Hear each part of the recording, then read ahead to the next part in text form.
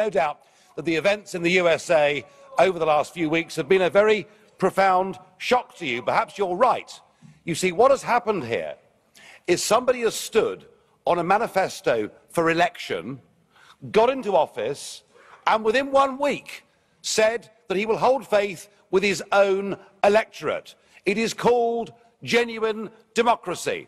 Unlike the system we have in the European Union, where the unelected commissioners like Mogherini here have the sole right to propose legislation. So I'm sure that it's a great shock to you to see that a genuinely elected Democrat is doing what he was put in to do.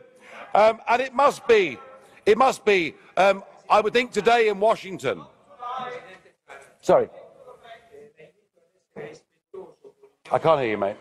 Di questo Parlamento e delle funzioni istituzionali dei commissari. Questo lo dobbiamo non solo per il rispetto istituzionale alla Commissione, ma anche alla benevolenza della commissaria vicepresidente e alto rappresentante onorevole Mogherini. La ringrazio. And out of institutional respect, President, to the truth, perhaps you will understand and agree with me that within the European form of lawmaking, it is the unelected Commission that have the sole right to propose legislation. If I'm wrong in saying that, you can throw me out of this Parliament right here, right now, this afternoon. Onorevole Farage, io la richiamo soltanto a un atteggiamento rispettoso. I'm just asking you to be a little bit more respectful, please. Prego, può continuare. You may continue. Oh, I'll be respectful, all right.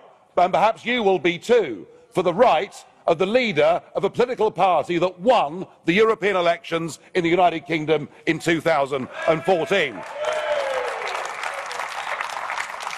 Now, it seems to me that actually, with all the anti-Trump rhetoric that is coming from everywhere, actually what we're hearing is the true nature of the European project, which is genuine anti-Americanism.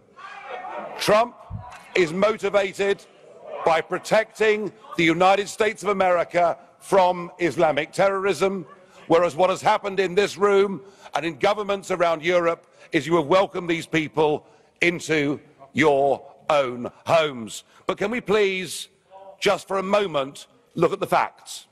Amongst all the hyperbole and the hysteria, all that Donald Trump has done is taken 7 countries that were identified by President Obama as posing a risk to the USA. Obama already had put in place extreme vetting. What Trump has done is for 90 days to say, let's examine that vetting and see whether it's good enough. But I want to ask you, Mr. Verhofstadt, and all the others, with your faux outrage today, where were you when Obama in 2011 banned any Iraqi from going into the country for 6 months? Why do I hear no criticism in this chamber or from the Commission of Saudi Arabia, Kuwait, Bahrain and others who refuse to take a single, not one, refugee or displaced person from Syria?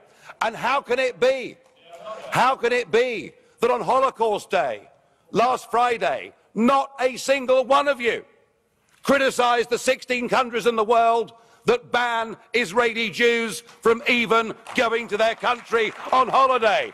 What is this hypocrisy? So perhaps what we need to do, Mr. President, and through you to the members, perhaps what we need to do is to be a little bit more constructive. All of us here say we're Democrats. Well, here's a chance to prove it. Let us invite President Trump to come here to this European Parliament.